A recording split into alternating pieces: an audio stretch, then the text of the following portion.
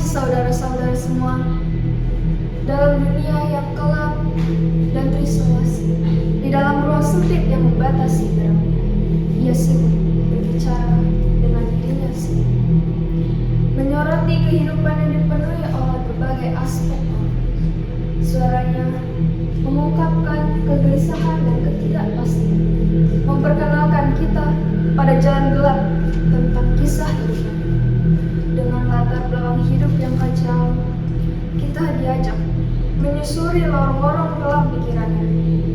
Suara derap dinding yang dipukul dengan keras memecah kesunyian, seolah mengiring kita pada pertemuan tak terduga yang akan mengubah segala. Bertahun-tahun orang ini dihukum sampai ia tua dan rusak dalam penjara. Mula-mula masih ada pengadilan berikutnya, masih ada harapan untuknya, tetapi itu juga sia-sia karena banyak kasus lain yang menimpa. Saudara-saudara, kita memang seringkali terlalu cepat lupa. Kita hanya mengingat momen sekejap dan melupakan ketika momen berikutnya hadir. Pada saat ia akan dibebaskan, tiba-tiba seorang wartawan muncul dan membuka kembali kasusnya. Dan secara tidak terduga, laki-laki itu muncul sebagai orang yang tak bersalah.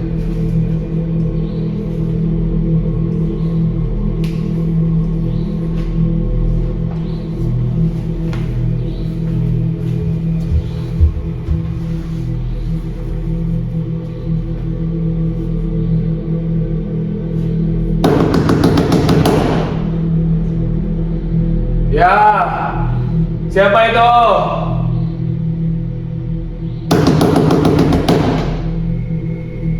Siapa itu? Jangan ganggu. Jangan ganggu, aku sedang tidur.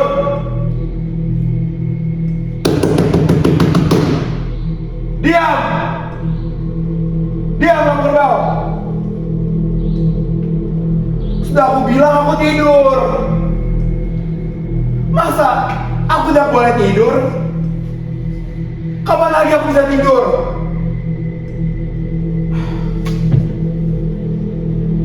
Nah, begitu. Diam. Diam sajalah dulu. Tenangkan dulu pikiranmu yang berantakan itu.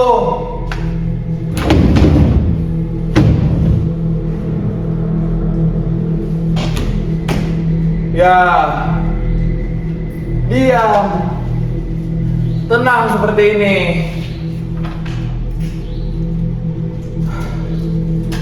Biar aku rasakan hari mendekatiku dengan segala kepuasannya. Tiap detik sekarang kita menghitung. Aku kecap setiap detik-detiknya. Karena siapapun tak ada lagi yang bisa menahannya untukku. Bahkan Tuhan pun tidak.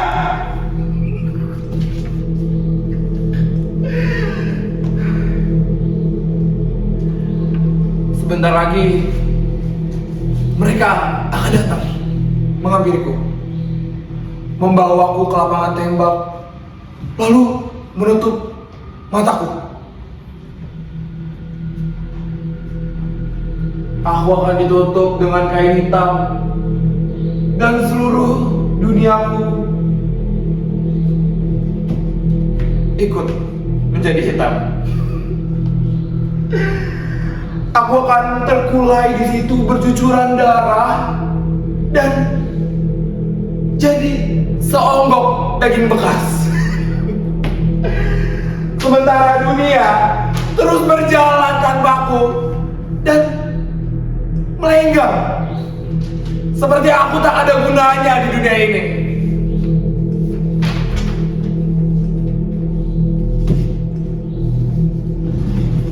Sekarang kesempatan terakhirmu untuk menunjukkan sebuah hati.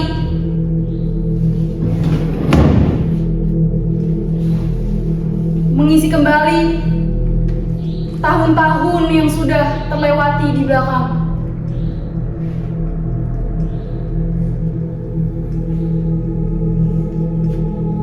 Apa yang bisa dilakukan dengan waktu pendek tetapi dahsyat? Ketika aku mulai melihat, yang aku lihat adalah kejahatan. Makku ditampar oleh bapaknya, seolah ia tak pernah menginginkannya. Ketika aku mendengar, yang pertama kali aku dengar adalah fitnah. Tetangga-tetangga kami mengusir kami seolah mereka tak pernah mengingat kami ada. Makanya saat aku berbuat, yang pertama kali aku buat adalah dosa. Aku dorong anak itu ke tepi jalan, lalu aku larikan sepedanya.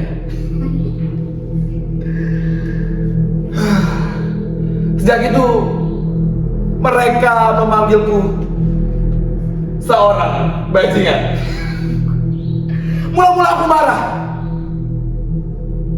karena nama itu ada untuk membuangku. Tetapi kemudian aku bangga dengan nama itu. Banyak orang yang mengaguminya dan mereka mulai datang kepadaku mengguruiku.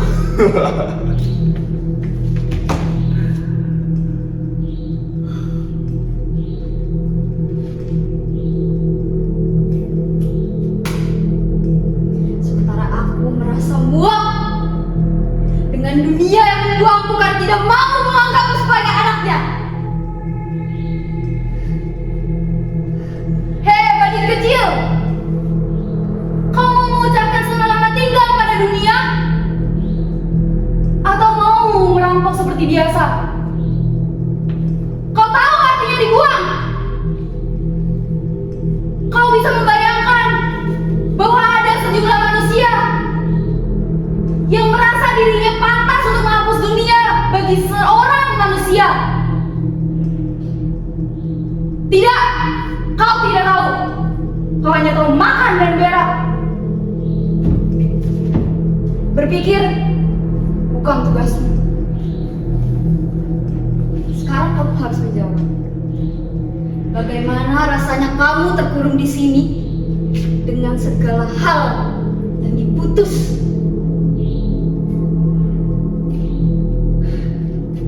Ketika ruang kamu dibatasi dan tak ada yang bisa kamu lihat selain tempat ini, hanya gelap, hampa. Kamu mungkin akan mulai meronta. Kamu ingin diperhitungkan. Kenapa cuma orang lain yang dimanjakan? Dengar. Bagaimana kamu mampu meronta? Hal itu pun akan sia-sia. Mereka dahului nasib kita. Mereka dahului rencana kita.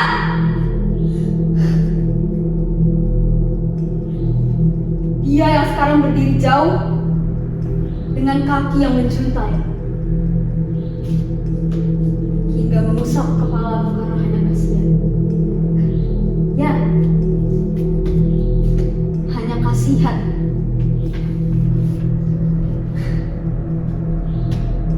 Tidak ada pembelaan. Tidak ada kegiatan yang konkret. Mereka begitu puasa.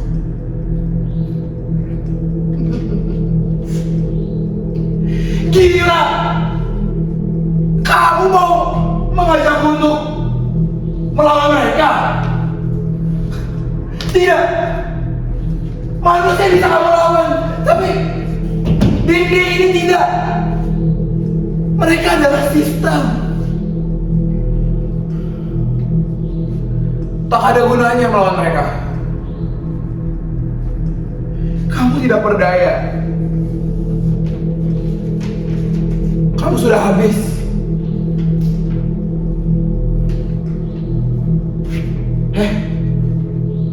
Ningsih, kamu yang dari tadi melotot di sini. Apa kabar? Sedang apa kamu di sini?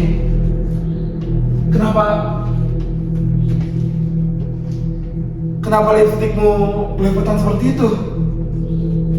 Apa ada hansip yang memperkosa kamu? Jawab! Jangan bilang orang bego, sayang! Kemari. Masih ingat kepadaku?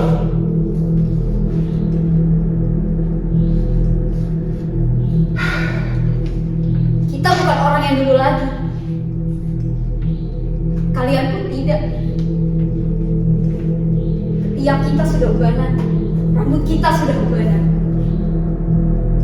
Tetapi kita pernah bersama-sama kan membuat sejarah, dan itu tidak bisa dihapuskan begitu saja. Sekeping dari diri kamu masih tetap ada di dalam tubuhku, dan bagian dari punyaku masih tersimpan pada kamu kan? Kita bisa berbohong, tapi itu tidak bisa. Mari, temani hari ini aku menghitung dosa. Berapa kali aku elus kamu? Berapa kali kau aku tonjok? Berapa kali kau aku sumpah salah pahit? Tetapi jangan lupa, berapa kali aku membuatmu bahagia. Waktu kita menari di atas rel kereta, waktu kita pergi ke puncak Monas, waktu kita nonton wayang di bawah jembatan.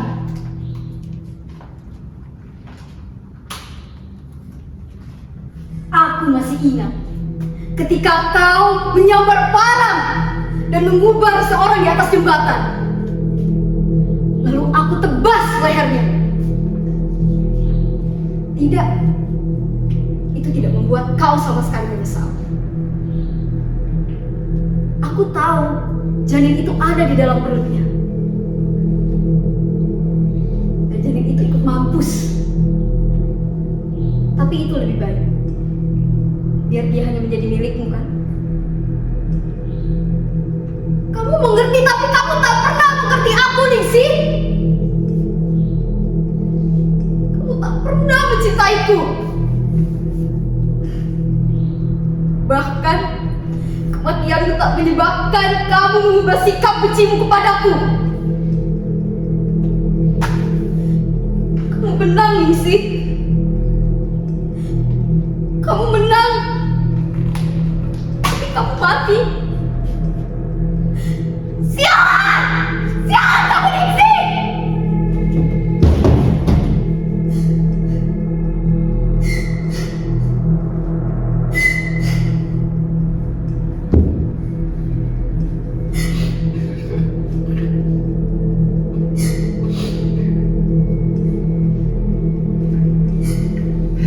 Matahari,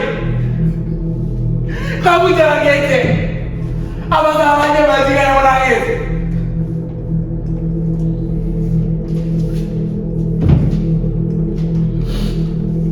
Kamu tak pernah melihat bajingan menangis. Air mata itu bukan tanda kelemahan.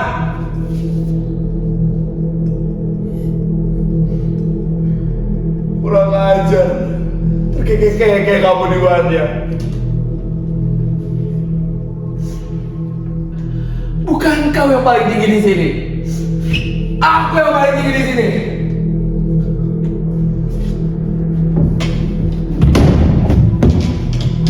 Aku naik lebih tinggi.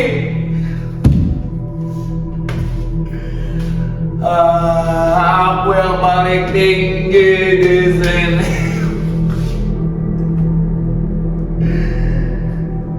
Aku akan naik lebih tinggi lagi.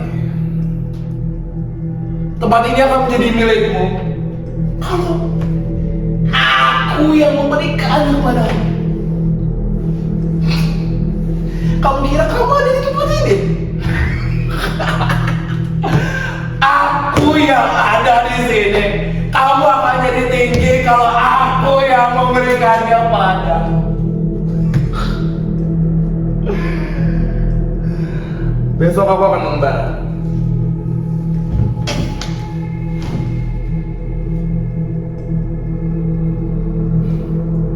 Aku akan mencari dunia aku yang hilang. Tanpa keluarga, tanpa teman, sendirian sepanjang malam. Aku putari dunia, aku selami lautan, aku reguk segala kesulitan. Tapi pasti aku memang tak akan menemukan apa-apa.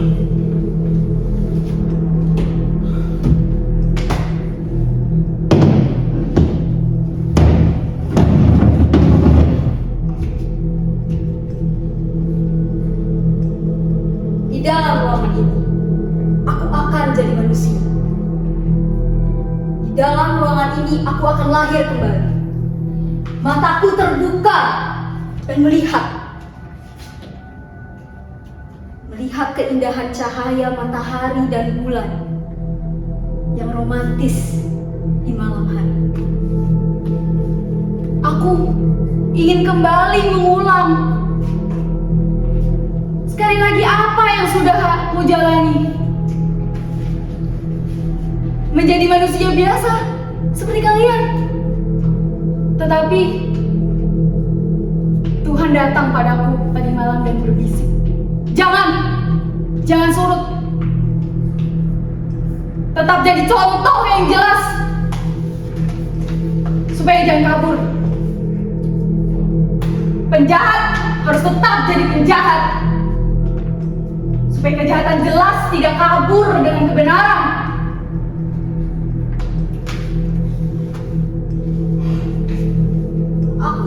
Aku ini bukan lagi anakmu, Ibu.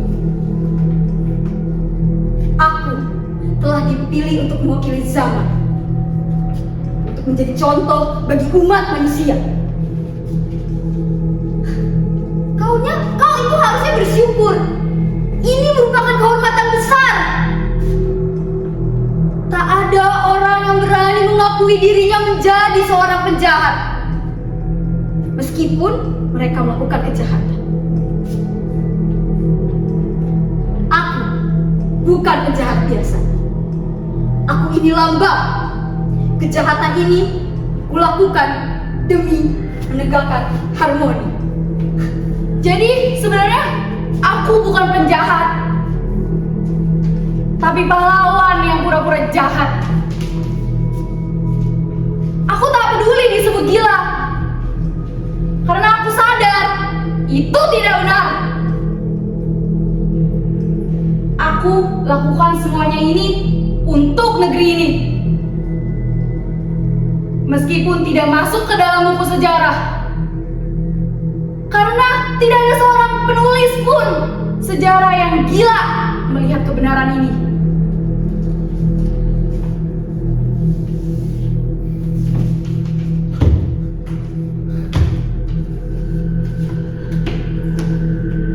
Yang mulia hakim yang saya hormati, saya tak akan membela apa yang sudah saya lakukan.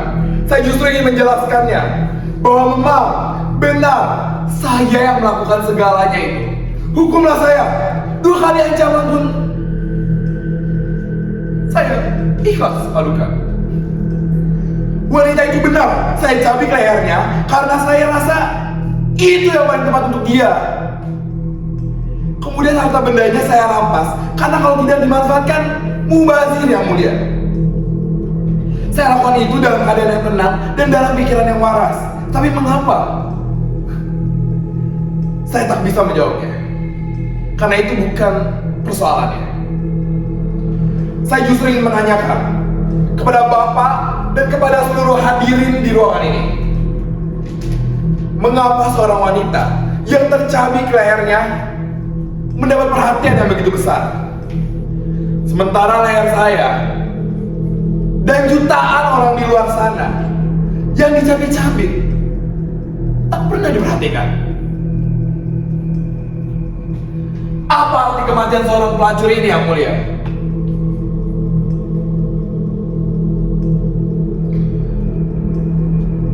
Dibandingkan dengan kematian kita semua yang beramai-ramai, apa artinya, Yang Mulia?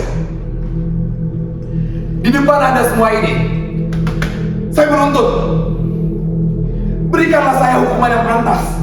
Tapi jangan lupa, berikan juga hukuman kepada orang yang bersalah itu dengan setengah pantas saja. Karena saya cabik leher wanita itu, harapan Anda semua akan teringat bahwa leher kami pun sudah dicabik-cabik.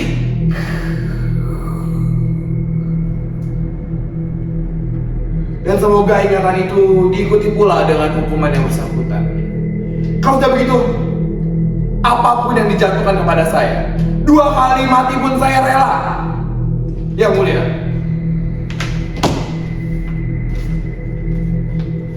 Oh, Bapak, mari masuk Pak.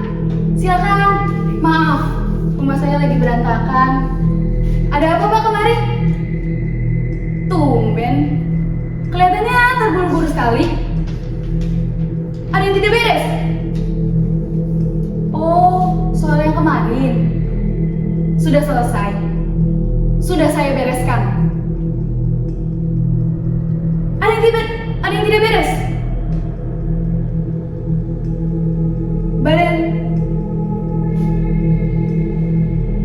Badannya saya potong jadi 3 bagian. 2-nya saya geletakkan di dekat tong sampah. 1-nya lagi saya geletakkan di rawa-rawa. Pasti akan ketemu. Tapi biar ada kerepotan sedikit. Pokoknya beres. Bapak bawa untuk saya sisanya. Apa? Masa? Keliru. Dia pakai anting-anting di sebelah kiri kan? Hah? Kanan? Mungkin itu untuk mengelabui saja Pak. Siapa tahu dia pakai kanan untuk mengelabui kita. Tapi saya tahu itu dia. Hanya dia yang pakai baju seperti itu. Dan jalannya oleng sedikit. Belum sempat berpaling, saya sudah beri. Apa? Salah! Gila! Jadi, itu siapa? Gila! Anak pemain band itu? Wah, gila bajingan! Dia kan orang baik!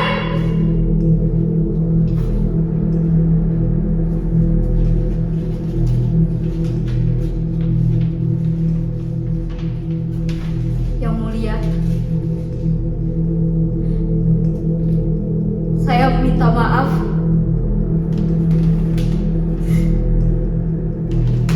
Bukan saya yang melakukannya, tetapi setan. Itu bukan perbuatan saya, tapi orang lain yang menggunakan tubuh saya. Saya tak ikut bertanggung jawab akan hal ini, bukan? Saya tahu kesalahan tak mungkin diperbaiki dengan kata-kata. Jadi saya harus menebusnya. Ya sudah, kalau begitu biar lunas. Potong saja tangan kanan saya ini. Aku sudah potong. Masih belum lunas juga.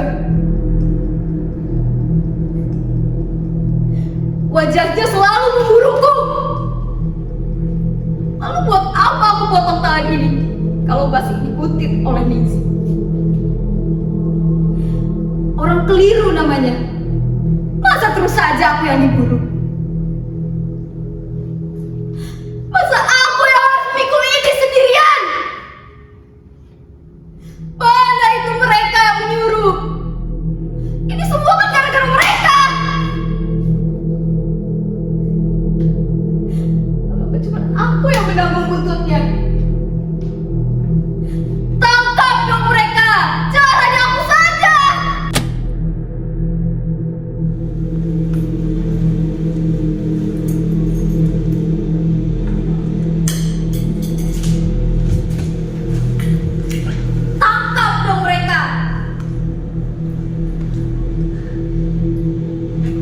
Jangan hanya aku saja yang ditangkap.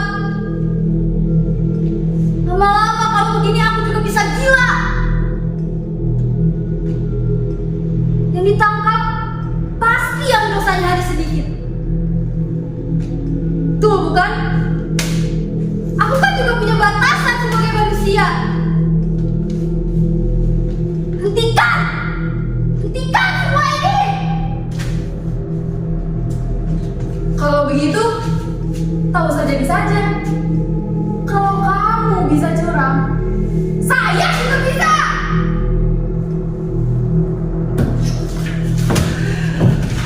Ya. Dalam kesempatan lain, saya mengambil golok lalu membeset leher seorang pengendara beca itu. Dari sakunya keluar setepuk uang yang dibungkus dengan koran. Saya pikir polisi akan menempat saya, tapi nyatanya tidak.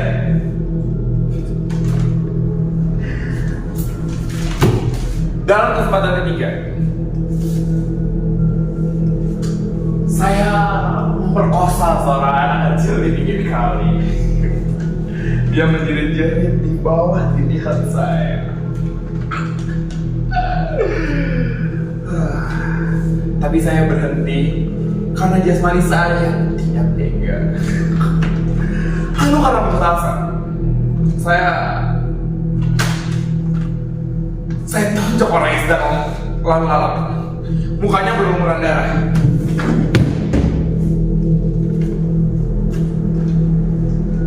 Tapi tidak ada yang mengetahuinya.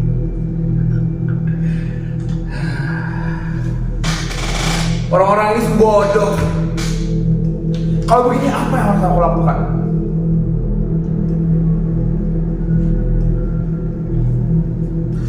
Kalian seharusnya memasukkanku ke dalam penjara saja.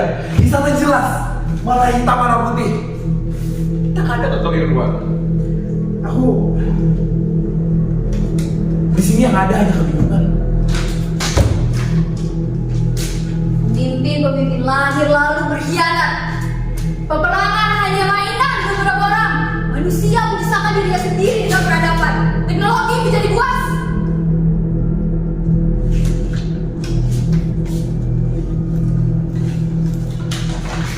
Sekarang baru jelas apa yang sudah aku lakukan dan apa yang telah aku lakukan,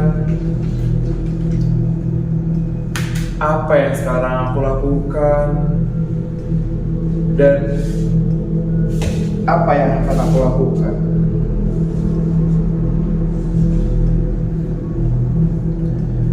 Di sini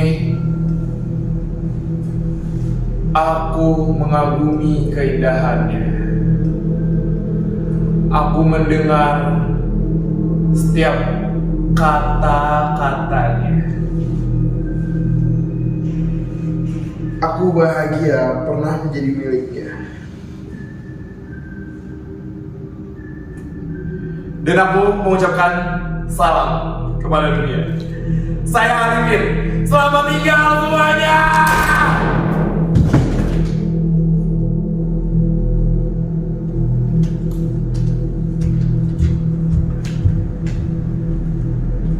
Bertahun-tahun orang ini dihukum sampai ia tua dalam penjara. Mula-mula ia masih punya harapan, tetapi ternyata putusan itu sudah final.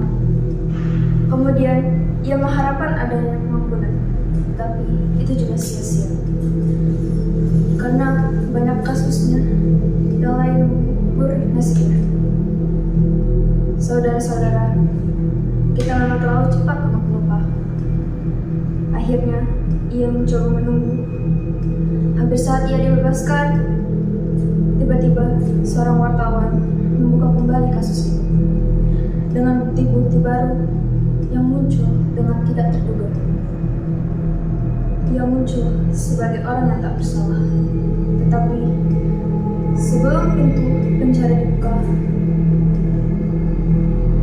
orang yang malang itu mati menggantung diri.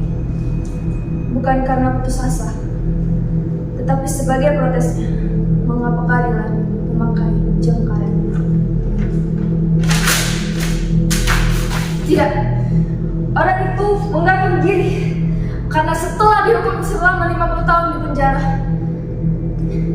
ia baru menyesali segala tindakannya. Bahkan ia yakin hukuman mati belum setimpal dengan dosa-dosanya. Lalu ia menghukum dirinya sendiri.